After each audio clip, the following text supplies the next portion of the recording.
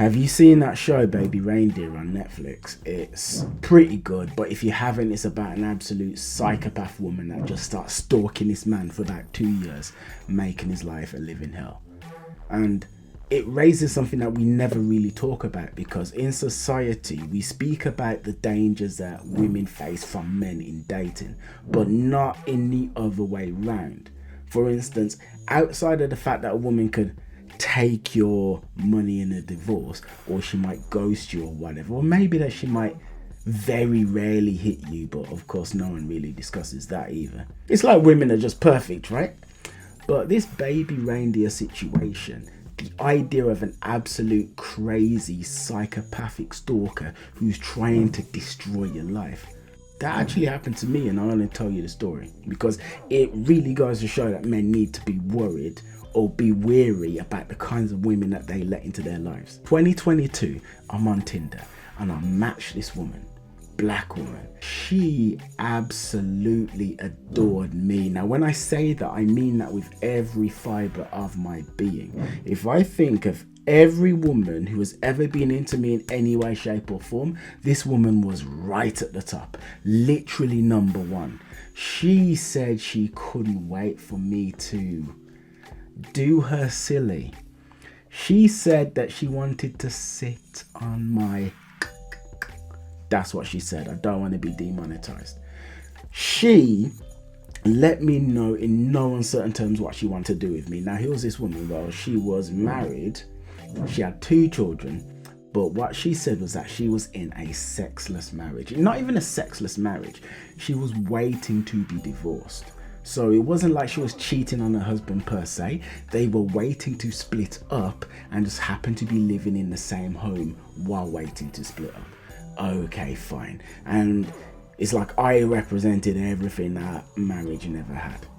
Me and this woman ended up meeting up, right? So we met in Northampton. Funnily enough, we went to a restaurant called the Turtle Bay. We're kissing within 5 minutes of meeting. I'd say probably even less. We're in that restaurant for half hour, 40 minutes. Then we go to a hotel. One thing leads to another. We end up shooting a video of us looking. We shot a video where I'm massaging her back and she's looking for porn. Anyway, point is this: we go to the hotel, we do what we do. She ends up leaving and we continue to message each other. Now, this woman is so into me. Woman buys my book. So I write books. She buys the book. She starts posting about the book on social media. Okay. She starts sending me all sorts of sexual material. So this woman is she's sending me pictures of herself, she's sending videos of herself, and she's going at great length to depict her sexual fantasies, things she wants me to do with her. She wanted me to get a inner vibrator that would go, it'd be like a vibrator that was Bluetooth operated, and she would kind of put it inside and it would be operated by me. She wanted all that stuff. Now, here's what happened, and here's where the woman turned absolutely crazy. She's reading my book. The book is called Preeta's Web of Chaos. She gets to a chapter in that book where Preeta, who happens to be an 8-year-old girl, is in the middle of a war zone. Okay, she's in a fantasy world in the middle of a war zone, and she's riding on the back of a giant dolphin through the air. She is terrified of falling off that dolphin, so she's wrapping her arms and legs around the dolphin. Something about that triggered this woman to the nth degree, and she decides that I am Hitler, right? Hitler, Stalin, Goebbels, friggin' Genghis Khan, every single bad, terrible human being on earth. All of a sudden, I'm that person. So now she goes on a campaign to try and destroy me. And when I say a campaign, I mean that as literally as the words can allow. She went on a campaign. Her job became trying to destroy me. Why? Because this woman actually didn't have a job. She didn't. She sat at home basically doing nothing, going to aerial yoga, while her husband, who she didn't want to be with, was still, financing her. Anyway, so now her campaign is trying to destroy me. So what does she do? 20, 30, 40, 50, 60 abusive text messages per hour. Like seriously, reams upon reams of stuff. You know how in this scene, like, we worry about women ghosting you? This was like the polar opposite of ghosting. It was intense and it never ended. Threatening stuff. And then she was watching all of my videos and trying to work out everything that she could about me. She contacted people that helped me to promote my book, and she was telling them to not, she was like telling lies about me to them, telling them to not help me. She started posting on social media saying that, well, think of like the main thing that a man can do to a woman, which is like the worst thing a man can do. And if he does that, and if he is caught doing that, his life is ruined forever. She starts telling people online that I've done that. Bearing in mind, we've had sex once. I've got a video of us massaging, right? Well, me massaging her while she's looking for porn on her phone. I have that video, right? And others that she sent me. Others. She sent me videos after that event going through her collection of sex toys. But now she's telling people that I've done something to her. Trying to destroy my life. Trying. Why? Literally because she came across a chapter in a book where a child was riding in the middle of a war zone and trying to wrap her limbs around a wild animal. Something about that triggered this woman. It got really bad. For instance, I'd be on Reddit, posting on Reddit, and she had like 5, 6, 7, 8 like accounts. And then she started harassing colleagues of mine. She harassed colleagues of mine. She harassed people who I've worked with, basically, but I don't necessarily work with them on a regular basis, you know? She just started harassing people. It got very bad. It was terrible. Anyway, I eventually contact the police, right?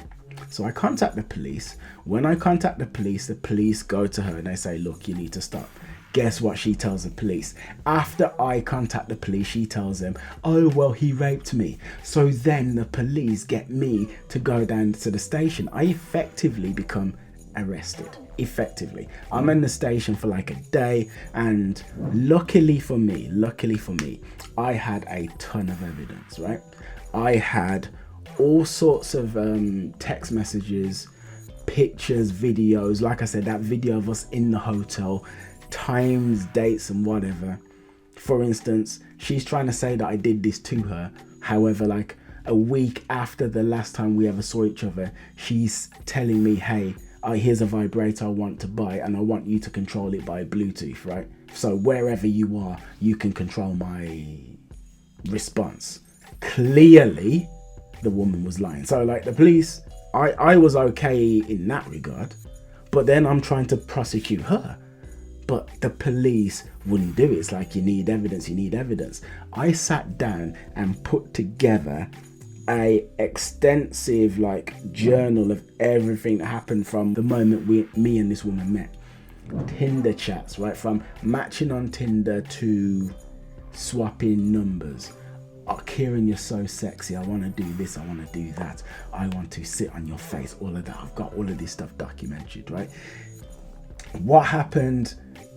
Hotel receipts, restaurant receipts, times and dates of all of the videos that she sent, plus the actual videos themselves.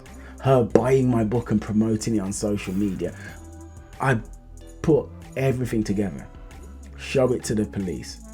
The police said that wasn't enough evidence. Even like clear evidence. Actually, no, that's not what they said. They said it was enough evidence, but they refused to accept my evidence because I had it in a Google Drive. Right? They had the evidence in a Google Drive, but because it was in a Google Drive, that wasn't sufficient. So it needed to be given to them in person. I send them the evidence in person, and they turn around and say they've lost it. Load of rubbish. So what can I do? This woman's actually still out there, still telling lies about me. I then basically had to say to her, all right, look, here's the deal. I put together, like I said, that document about her. This document was like 100 pages, yeah? I then found everybody who followed her on social media. So for instance, Instagram, Twitter, Facebook, etc. And even say like her friends and family, like everyone who followed her on every form of social media that she was on. And I emailed her that document, and it was like a PDF, right? So you could read through the PDF. She could see like the entire chat history. She could see like links to all of the videos, like that hotel video. She could see a link to that hotel video. She could click the link and it would play the video. Then I said to her, look, if you do not leave me alone, I am sending this document to every single person who follows you on social media, and I'm going to do about 3 or 4 people per day, right? 3 or 4 people per day. So it's going to take a couple of years for it to go through, and little by little, everybody who knows you is going to find out what a crazy woman you are. Since then, she left me alone, but it's like this was actual abuse. If you've seen Baby Reindeer on Netflix, we're talking on this scale. This actually happened to me. So as men, we have to be wary of the kinds of women that we're meeting. We really do. Yes, they don't have the strength to necessarily harm us physically for the most part, but that doesn't mean they can't be batshit out of their minds, and it doesn't mean that they can't find ways to hurt you as well. And it's like, from my perspective, where did I go wrong? What did I miss? Well, I'll tell you right now, right? Because there were warning signs about this woman everywhere. Number 1, she looked a little bit dirty. She wasn't really clean. Number 2, she didn't do a lot. She didn't actually have a job. So her husband, who she didn't want to be with and had no interest in having sex with, and was apparently waiting to split up, he would go out and earn the money, and she would sit around at home and she would just kind of casually do rubbish. Like, she would post on Instagram about 20 times a day, or 25 or 30 times, like on her story. And I'm not exaggerating at all. You know, like on each time someone uploads to the story, you get like a little dot. Hers every day, like, it's like, who has that amount of time? But she did. She had that amount of time. And this is something that she did, something that she told me. She said that she would try, she was like ridiculously, like, she was kind of a sex addict. She was try to sit at home, try to not touch herself. She would really try, but she would lose that battle, end up touching herself, and as penance for touching herself, she would take a driving test. So like, you can take like driving tests online. She would take one every time she touched herself, and then her story would be littered with all of the results of these tests that she'd taken. Many things like this.